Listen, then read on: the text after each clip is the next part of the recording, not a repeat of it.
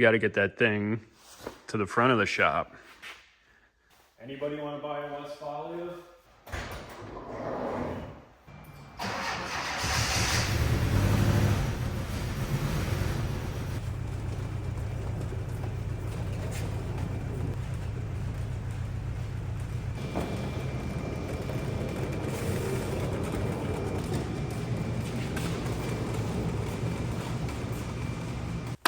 Like usual, won't sit here and bore the heck out of you guys that don't want to hear this. If you don't want to hear the story on this jet ski, I got a timestamp. Go ahead, skip it. We'll get right to working on this thing.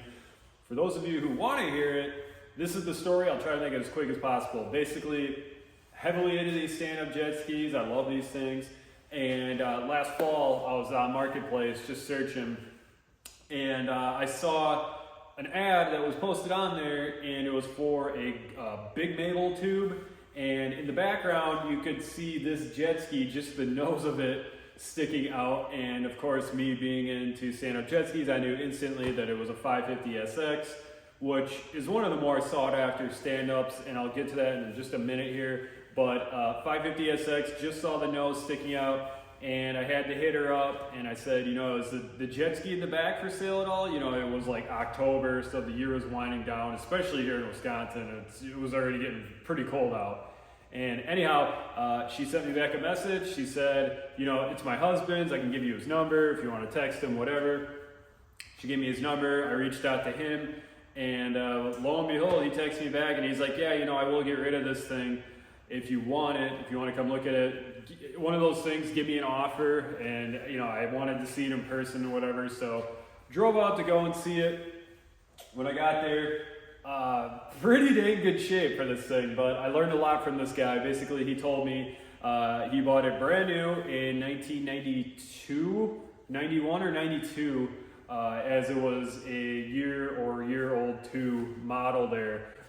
This is a 1990 550SX, and like I said, it was either 91 or 92 he bought it. Kind of one of the leftover showroom ones, and the reason why he bought it was because it was cheaper. The 91 and the 92 550SXs had a reed motor. This has a piston port motor. Again, I'll get into the differences here in a little bit, but basically the dealership gave him a great deal on this thing, and he ended up buying it. So anyhow, he buys this year or 2-year-old model from the showroom.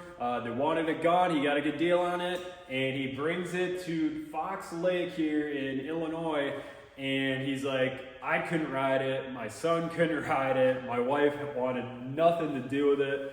So he's like, this thing pretty much sat in his garage the whole time. He ended up buying a sit-down, and they used it a lot more on the Fox chain down there. Fast forward a number of years, he moves to northern Wisconsin from Illinois. He brings the jet ski with him. It sits in his garage the whole time. It sat in that one corner underneath his lift, his car lift, and that was it. That was the end of it. It just sat there, did nothing. And then when I found it on Marketplace, he eventually said, you know, I'll go ahead and I'll sell this. Kind of a sad story to the ending of this story. Basically, he brought it back to northern Wisconsin, and he was going to have him and his son redo it, you know, go through it, if the carb, you know, the gas, all that stuff, the pump. Unfortunately, his son ended up passing away, and he basically said every time he walked by it in the garage, it really reminded him of his son. So pretty sad story to the ending of that. Anyhow, we came up with a good deal, I think, for both of us. And here it is. So 30 years this thing has been off the water. The year I was born, 1995. So we're going to go through this thing. We're going to get it on the water for the first time in 30 years. And we'll see what's happening. But first, let's walk around this thing. Just want to show you really how clean this thing is. It's pretty cool. All right, so we're going to go ahead. Here's the tag. 1995. Check that out.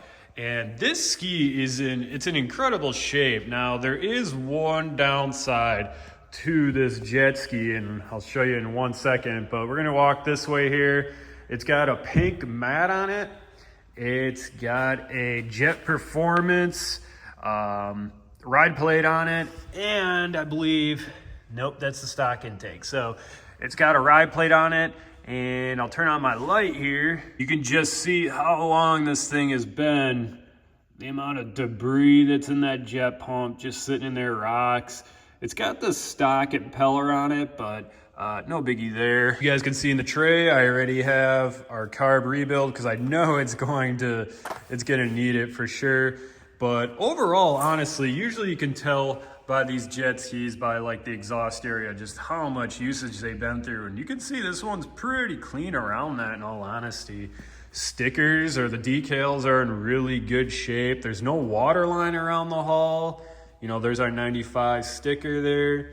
And it's got a PJS finger throttle. Usually these have a thumb throttle down there. No cracks in the pole. From what I can see, you know, it's in really, really good shape. You know, it just never really got used. So the one downside to this ski, and when I first walked in his garage, was this metal piece that comes around here. That's not supposed to be on there. Now, they did make an aftermarket nose brace for these that you could buy, but this is not one of the ones you could buy. This thing almost looks homemade. There's no brand name on it or anything. And when I kind of questioned him, he said, there was an instance where they had a party at the house and they wanted one of their friends to try it out. And unfortunately, he ended up, you know, kind of pinning it and letting go of it, and it hit the dock pretty dang good. So you can see the cracks there. If we go underneath, you can kind of see the cracks there. So we're gonna have to address that. I'm gonna fix that. I think I'm just gonna marine text that and then just disclose it to the next owner. But that's the one downside to this jet ski. It's not really the end of the world. A lot of these do have a lot of hits in the front for reasons just like that.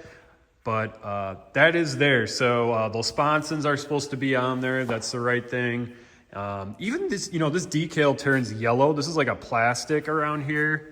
Not sure if you can see that, but all that plastic usually turns yellow. I have a 94 in the back of the shop, and it's all yellow and gross. And these get torn up from life jackets. I mean, it's just really, really good shape. No, you know, holes in the chin pad there, nothing. I mean, just honestly, a gorgeous ski except for that little front end damage. So I'm gonna pop off the hood and I'll show you just what's underneath there. For those of you who don't know, Kawasaki is really cool for this reason. The actual piece that holds this hood down, you latch this in and then you pull this lever down and it tightens up the hood. This key here actually fits in there to hold the pull up. So that's pretty cool that they thought of. So when I picked this thing up last fall, the only thing I really did was pull this off to try to let anything in that tank try to evaporate and dry out. And then I also did put oil in the cylinders. You can tell that this thing has been closed up forever because the nuts on top of the cylinder head and the spark plugs are all rusty. That happens when you're done riding it and you don't open the hood and let it air out. So if you ever get one of these old skis, open up your hood when you're done riding. That is definitely, will prevent that from happening. Tank is still pretty white. You know, these turn yellow. Water box looks good. You know, you can usually tell the front of these noses here get all beat up from the hood getting slammed into it from people trying to put it on. Just, again, just a very low hour 550 SX. I'm hoping we don't got to do crank seals, but you know, sitting 30 years, it could need to be done. I've lucked out sometimes on these old skis and you can get away with it. But if it comes to it, you know, no problem. We'll put some crank seals in there. I'm really hoping just to get this thing running and then we'll make a video of it on the water and show you guys just how cool these things are to get going. The bilge siphon, this is actually a siphon that runs off the pump pressure. Those are usually all clogged up and gross. Looks good. Everything in here looks pretty dang good, honestly. Just very, very nice. You know, the front of the hood, again, going back, usually these are all slammed into the front there from people trying to, you know, move the thing out of the way and all that. But control panel, super good shape. You know, these are usually all beat up and gross. It actually still even flexes like that. That's how you know it's low hour. Normally these things just fall down and these tabs are broke, whatever, you guys get it. So everything's in really good shape. So what I think we'll do is, since I put oil in there, it won't be a good compression reading, but I think the first thing we're gonna do is just pop off that carb. We'll clean out the tank, and then, well, we'll see if it runs. That's just how confident I am that this thing is gonna go for sure. So enough jibber jab. Thanks for sticking in. Those guys that wanted to hear the story and check it out. Let's go ahead and let's get to work. So I'm so confident that if we put fuel in this before we even touch this carburetor, I probably know the diaphragm's gonna be bad and everything, but for the fun of this video, I'm gonna leave it. So the only thing I'd like to do is pull this tank. You can see there's just a ton of schmoo at the bottom of that. And then a lot of people think this is actually a fuel filter on here. It's just a water separator, really. The earlier 440s and stuff had actually a filter in there, but we'll pull it off now and you can see what's in there.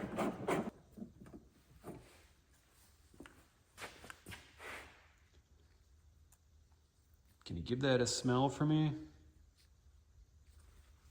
So again, for the purpose of this, we're just gonna clean this tank. I'm gonna clean out a little bit underneath the tank while it's out, and we're gonna leave this carburetor, see what happens.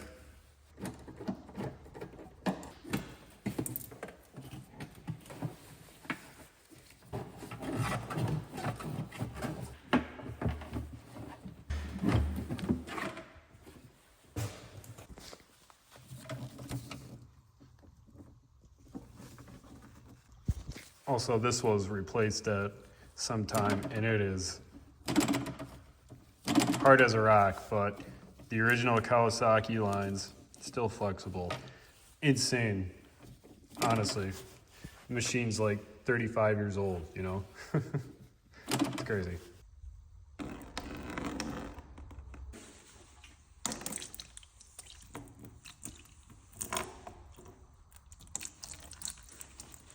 So I think what's happened here is obviously the gas has been evaporating and the old Kawasaki two-stroke oil has been left behind. So that's kind of why it looks like motor oil.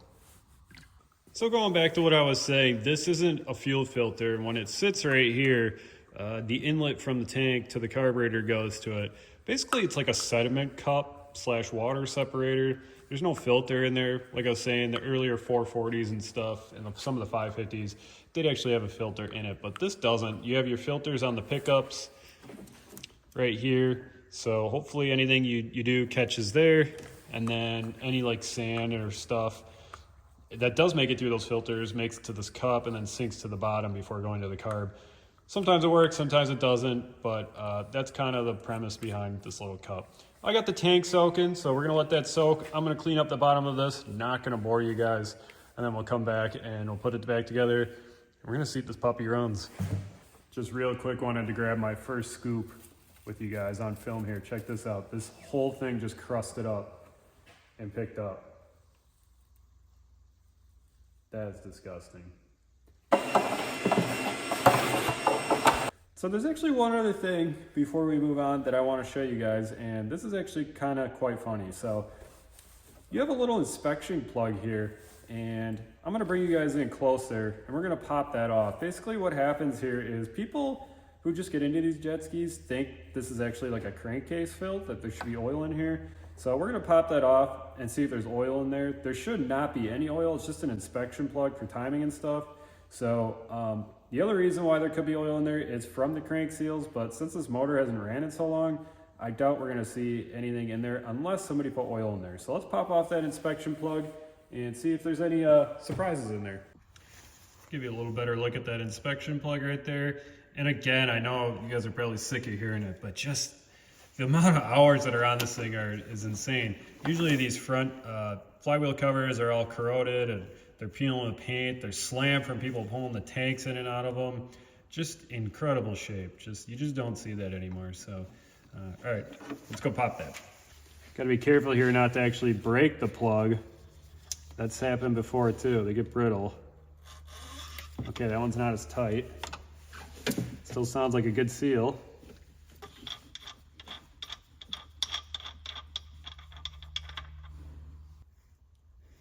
And we lucked out, guys. Nothing there. Sweet.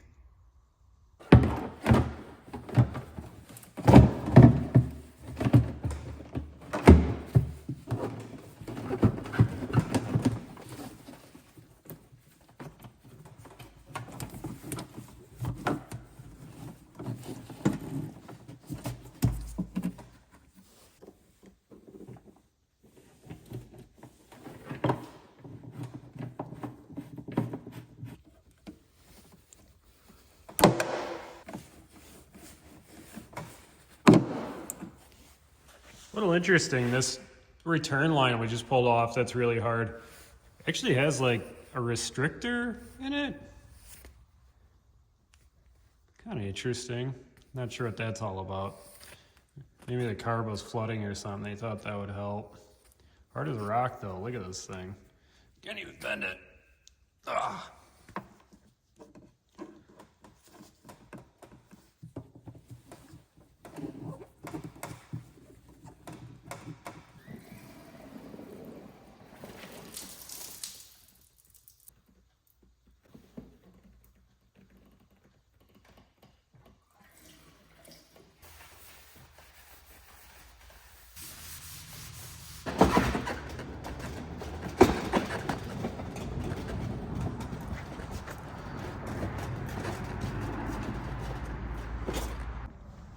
All right, let's see if we can't wake her up from 30 years of sleeping. Probably should have left that inside. Full choke. Basically, it's got to fill up that water separator first, and then see what happens.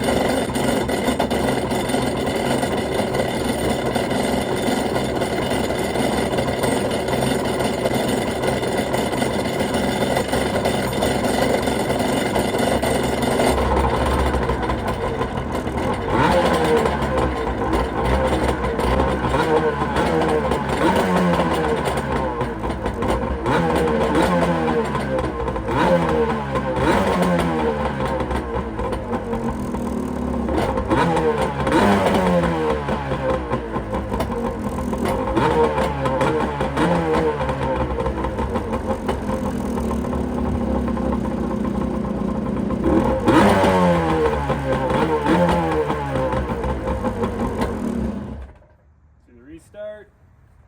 I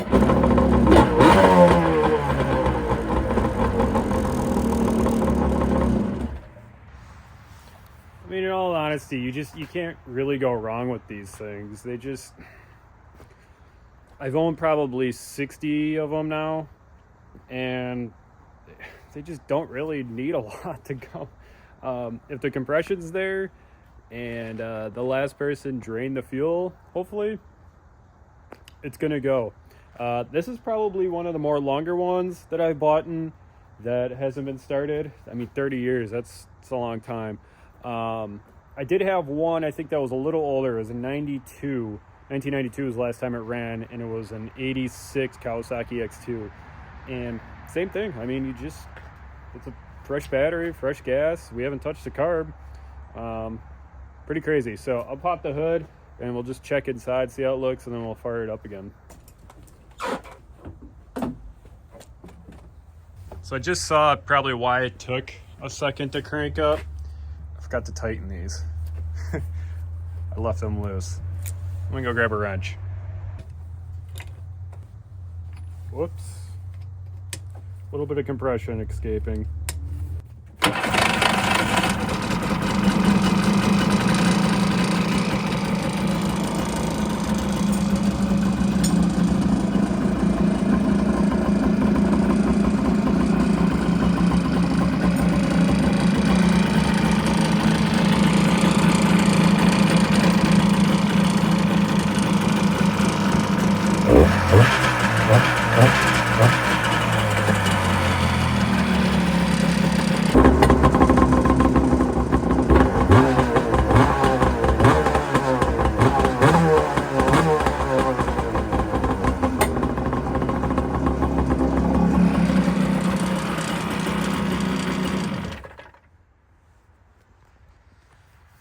So my rule of thumb is like maybe a minute max to run these things. You should probably get water on them right away. I mean, yeah, it's just starting to get warm, so it's probably how I'm gonna run it for now. I'd say let's go dump this thing in the water, man. I feel like riding. We need to really wake this thing up, so let me grab a trailer. Let's go do it.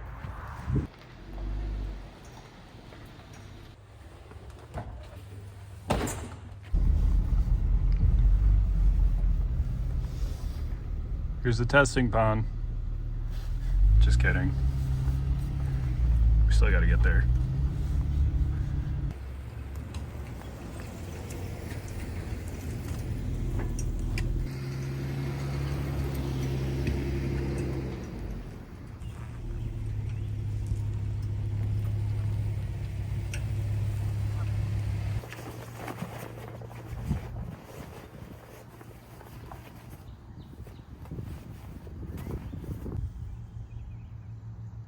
I think Dino wants to go for a ride first. All right, see what she's got.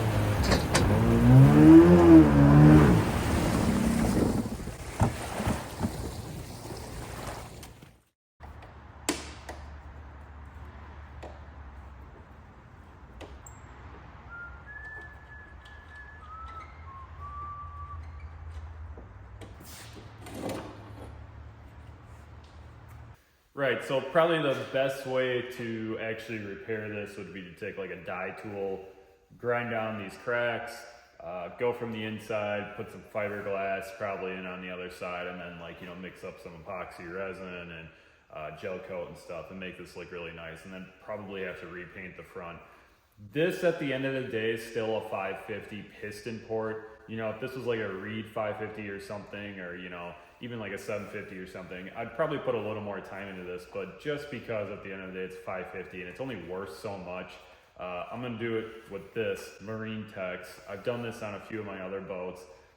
Basically I'm just gonna sand this down, mix up this stuff, and put it on there. It's kind of like a Band-Aid on a thing, but I will be disclosing this no matter what to the next person that the front has been touched up and fixed. So if they wanna go through and, you know, do it the extensive way and repaint the front and all that, they can do that, but I'm gonna do it with this stuff, Marine Tex. So I'm gonna sand this down, mix this up, and then we'll put it on, and then probably have to re-sand it all and kind of make it look flush.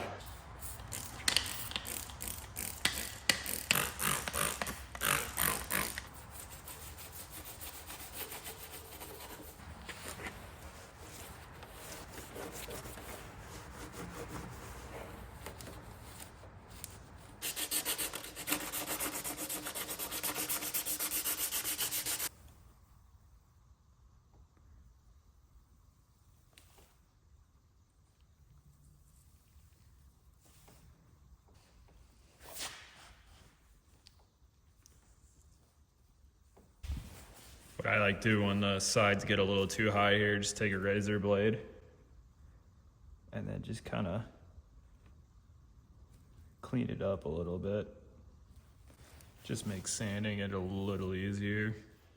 And just like that, guys, that's it. That's gonna call it for this project. So I think it turned out somewhat decent, the repair in the front. You know, it's not really the correct way to do it, but it does hide the gaps and the cracks a little bit. Like I said, I'm going to disclose this to the next person. I'm not like that. I'm not going to hide this and make it their issue. So it will be disclosed. I actually ended up rebuilding the carb on this too, because we did have the carb rebuild kit, so why not? But when I was test riding it, down low it had a little bit of a lag. Up top was fine, but I just rebuilt it, did a pop-off test, everything's good, retested it, it's good to go. So this one's ready to go, ready for sale. Before I close out this video, I just want to show you guys a few things, what we're up against. First of all, check out what I just got. The titanium, the flux core welder from Harbor Freight, the 125. So I've actually, if you guys are new here, I've actually never owned a welder before, and this will be a treat. Check it out. You know, that's pretty cheap. We got the China gloves or the Scamazon gloves, and then of course the titanium welder itself. I have the power here for actually more current, more DC current and stuff. The problem is I've never welded before in my life. I know it's kind of silly, but I've never done it, so I figured just start easy, and then as we get a little more experienced, you know, we can go from there. But for 150 bucks, man, that's awesome. No gas, you know, or whatever, but I got to do some welding on a trailer and stuff, and kind of get some experience with that. And then I want to show you else what we're up against. This is actually my personal DeLorean right here. Check that out. So I bought this when I was 21 or 22. I think I was 21 at the time. Finally, after 8 years of driving this thing, I started noticing a tick in the back, and of course it had to be an exhaust leak. So just want to show you guys, we got this kind of all pulled apart here. Come up in there. Yep, so that's all open. This is not a fun job at all. I gotta still get those studs out. A little worried, I've been letting them soak. This is my first real big exhaust job. And of course, you know, you do one side, you gotta do the other. So this took me quite some time. Everything was stuck pretty bad. I actually used this guy on it. I bought one of these too, the Venom HP mini duct tool. Check that thing out. This thing works killer.